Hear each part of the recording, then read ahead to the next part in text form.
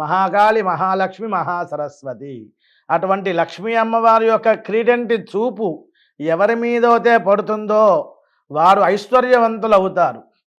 యత్కటాక్ష సముపాసనా విధి సేవకస్య సకలార్థ సంపద సంతనోధివచనాంగమానసై త్వాం మురారి హృదయేశ్వరీం భజే. విష్ణుమూర్తి యొక్క హృదయంలో స్థిర నివాసం చేసుకున్నటువంటి ఓ మహాలక్ష్మి, హరికం పట్టపు దేవి, పట్టపు రాణి, వైకుంఠానికి పట్టపు రాణి ఆ జగన్మాత మహాలక్ష్మి అమ్మవారు.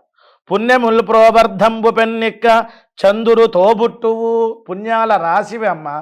చంద్ర సహోదరిణ్యై నమః అంటాం. అంటే చంద్రుని యొక్క సిస్టర్, అంటే అక్కగారు, సోదరి అనేటువంటి రూపంగా వస్తుంది.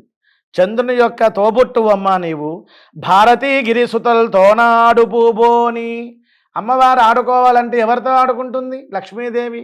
సరస్వతి అమ్మవారితో, పార్వతీ అమ్మవారితో ఈ ముగ్గురు అమ్మల వారు మాట్లాడుకుంటూ ఉంటారు. చక్కగా ఆటలు ఆడుకుంటూ ఉంటారు.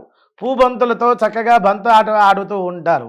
అటువంటి జగన్మాత తామరలు ఉందెడు ముద్దురాలు పద్మాలలో ఆ యొక్క శౌరు, ఆ యశస్సు, ఆ కీర్తి, ఆ యవ్వనవంతంగా ఉన్నటువంటి జగన్మాత జగముల్ మన్నించు ఇల్లాలు. అమ్మవారి యొక్క కంటి చూపుతోనే ఐశ్వర్యం వస్తుంది. భాసురతన్ లేములు వాపు తల్లి సిరియిచ్చు నిత్య కళ్యాణముల్. సరస్వతి పార్వతులతో చక్కగా క్రీడిస్తూ ఉంటామమ్మా, ఆడుతూ ఉంటాము.